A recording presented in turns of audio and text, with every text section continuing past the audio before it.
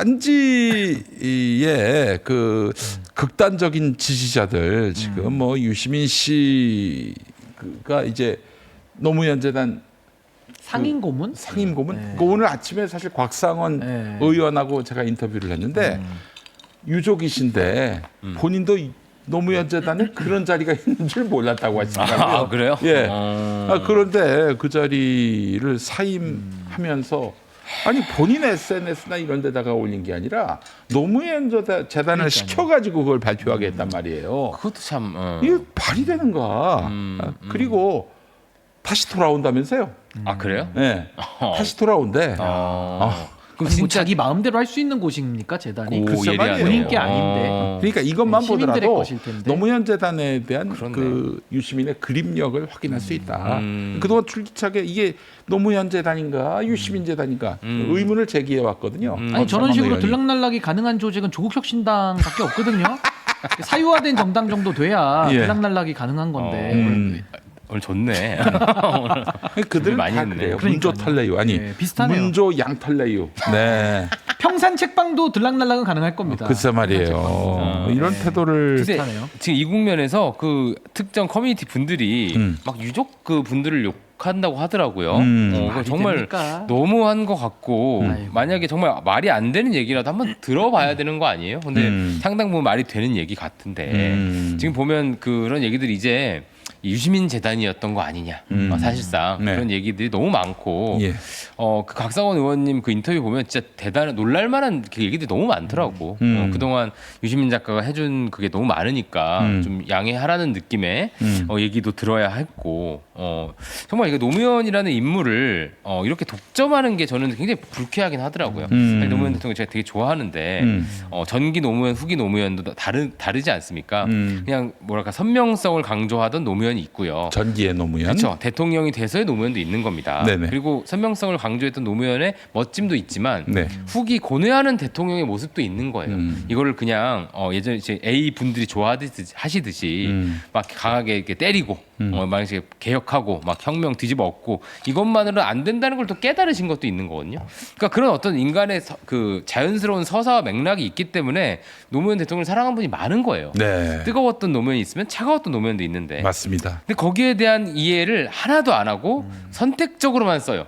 저 그거 되게 좀 비겁하다고 생각합니다. 아니 네. 근데 전 유족분들의 항의도 좀 귀 기울여 드려야 되는 게 유족인 것도 있지만 더 중요한 것은 이름이 노무현 재단이잖아요. 네. 그러니까 노무현 대통령님의 이름을 쓰는 재단 아닙니까? 그럼 당연히 유족들은 그와 가장 연관성이 큰 위치에 있는 분들이니까 네. 굉장히 이분들의 의견을 우리는 들을 수밖에 없는 거고 또 하나는 아니 노무현 재단에 왜 노무현 정신이 안 보입니까? 그러니까. 아니 노무현 재단에 뭐 유시민 이사장이라든지 전 이사장 내지는 뭐 최민희 의원도 요즘에 여기에 대한 발언들을 많이 하시던데 또 김어준 씨 같은 분들 아니 이분들이 늘 노무현 대통령에 대해서는 사유화는 독점하면서 왜 노무현의 정신 노무현 대통령처럼 왜 살지 않습니까? 아니 그러면 국민들이 그 안에서 감동을 느꼈을 텐데 정말 그 바보 노무현이라고 불릴 만큼 노무현 대통령이 그동안 살아오셨고 전 국민들의 사랑을 받는 그 정신, 그 모습 그게 지금 노무현 재단에 있느냐 여기에 대해서 좀 이분들이 뼈저린 반성과 성찰이 좀 필요한데 그게 아니라 오히려 유가족들하고 싸우려고 드는 이런 태도들이 특히 최민희 의원이 많이 앞장을 쓰시더라고요. 네. 이런 부분들은 정말 국민들의 눈높이와는 너무 맞지 않는다. 그 최민희 의원이 지금 말이죠. 아주 앞장을 그 노무현 섰어요, 대통령을 모욕하는 일베를 비판하면서 아니 여기다 문재인 전 대통령도 끼워 넣습니다. 노무현 문재인 비판을 동일시하고 있어요. 동일시할 겁니까? 노 대통령은 돌아가신 분이고 뭐 어떠한 그런 반론권도 제기할 수 없는 분인 반면에 문재인이 그러냐 이거예요. 말이 안 되죠. 이렇게 끼워 팔아. 저기죠. 그러니까 모욕적이고 참담한 건 어느 대통령이 해도 안 좋죠. 근데 이런 식의 메시지가 나올 때 슬쩍슬쩍 그렇게 이제 붙이는 거를 이제 감지하기 시작하는 거고 많은 분들이 네. 저렇게 설득력이 있을까? 어제 정청래 대표도 페이스북에 다 붙이잖아요. DJ, 노무현, 문재인, 이재명 이렇게 항상 4단계로 끼워 넣거든요. 네. 아니 저는 그게 뭐 형식적으로야 네. 뭐 역사적으로 민주당이 배출한 대통령 뭐 거기까지는 제가 동의는 하지만 아니 대통령으로서 걸어간 길이 다른데 DJ, 노무현, 문재인, 이재명 대통령 이렇게 동일선상에 놓을 수 있느냐 여기에 대한 저는 근본적 의문이 들고요. 네. 만약에 그렇게 동일화하려면은 유시민 이사장님부터 대국민 사과를 해야죠. DJ 하야 발언을 했던 분인데. 그러네. 근데 이제 와가지고는 DJ, 노무현, 문재인, 이재명. 그러니까 우리가 주도할 거야. 야, 앞뒤가 안 맞지 않습니까? 그러니까 저는 이분들이 좀 뭐랄까요.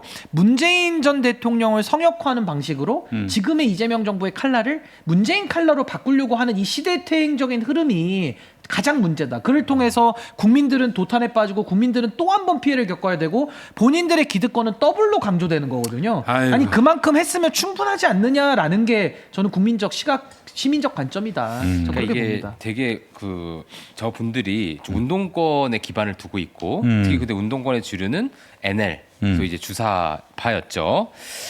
자꾸 이제 지나왔던 대통령들의 님들의 이름을 얘기합니다. 네. 나열합니다. 이게 뭐냐면 정통성, 순혈을 강조하는 방식. 아, 그러니까 이게 민주당스러움이라고 표현하는 다르게 얘기하면 백두혈통 같은 걸 만드는 거예요. 족보 정치. 거기 혈통에 안 맞으면 나가리가 되는 거죠. 근데 유족은 비난하고. 그러니까 오히려 뭐야, 이게 진짜 대체. 백두혈통은 뭐라고 하고 유족의 입은 틀어 막아야 되고. 그러니까. 자기들이 족보 정치는 또 해야 되고. 그러니까 되게 이게 좀 전근대적이기도 하고요. 너는 그때 뭐 했어부터 해서. 근데 우리가 아까 말했듯이 참 당황스럽고 황당한 거는 그때 지금 얘기하시는 분들도 정통성 없이 했어요. DJ 굉장히 하야라고 하야라고 하고 실제로. 특히 유시민 작가님은 늘 거의 모든 순간 그런 야당이었어요.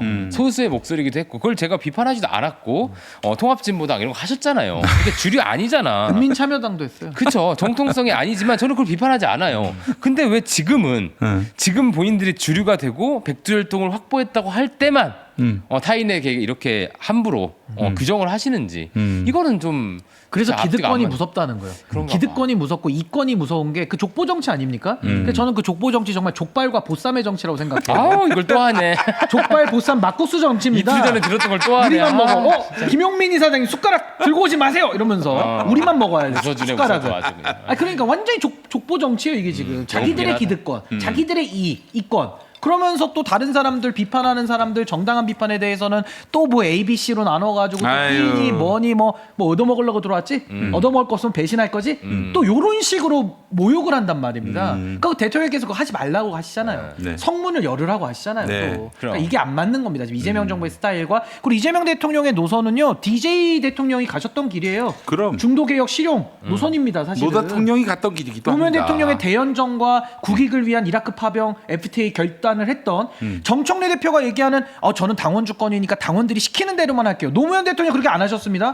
시키는 대로 하는 건 주된 거지만 일부 국익을 위한 결단은 지지자들이 반대해도 하신 분이에요. 그게 노무현 정신 아닙니까? 네. 근데 저는 이분들이 갖다가 지금 계속 노무현 정신을 살지도 않으면서 노무현 대통령을 사유화해서 본인들의 이익, 아까 족보 정치, 족발과 보쌈을 자기들끼리만 해먹겠다 이런 식으로 나가는 것은 정말 이거는 전 정말 한국 정치를 망치는 길이라고 저는 봅니다. 아 그래요. 지금 이 대통령을 공격 안 해서 그렇지 그들은 제가 봤을 때 어느 틈이 보이면 또 비집고 들어갈 겁니다. 그렇게 해서 이 대통령을 부정하고 자기들의 기득권을 계속 이어갈 수 있는 그 길을 찾아갈 거라고 근데 저는 지금도 보고요. 그러고 있잖아요. 김용민 의원 뭐라 그럽니까? 나와가지고 김민석 총리 낙제점이라고 얘기를 해요. 네. 그럼 낙제 정부입니다. 낙제점 정부. 근데 이재명 대통령 국민들이 성공한 정부라고 평가를 이미 했고 네. 이재명 대통령께서도 김민석 총리가 1년 차에 그 공이 있다. 네. 강훈식 실장도 나와서 얘기했거든요. 네. 그러니까 김용민 의원 혼자 나와가지고 시민의 관점이 아니라 용민의 관점에서 본인의 당대표를 도전하는 후보의 관점에서 네. 낙제점이라고 때리고 있으니 이게 과연 여당 맞습니까? 네. 그러니까 너무 금도 같은 게 너무 없어요. 그리고 아까 말한 대로 대놓고 한번 친 적도 있죠. 공소취소 미락설 음모론.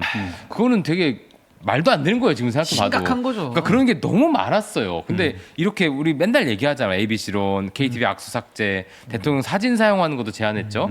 이런 일이 많았는. 전준철 특검도 있잖아. 아 그렇네. 우리 그래서 사과했어요 그때. 네. 그렇게 많은 걸 해놓고 친청 친명 구분은 가짜 뉴스다. 이렇게 얘기하면 우리가 뭘 보고 어떻게 해석하라는 거죠? 결국 지지자들을 규합하기 위한 네. 내부 결속을 하기 위한 그런 레토릭이라는 생각이 드는데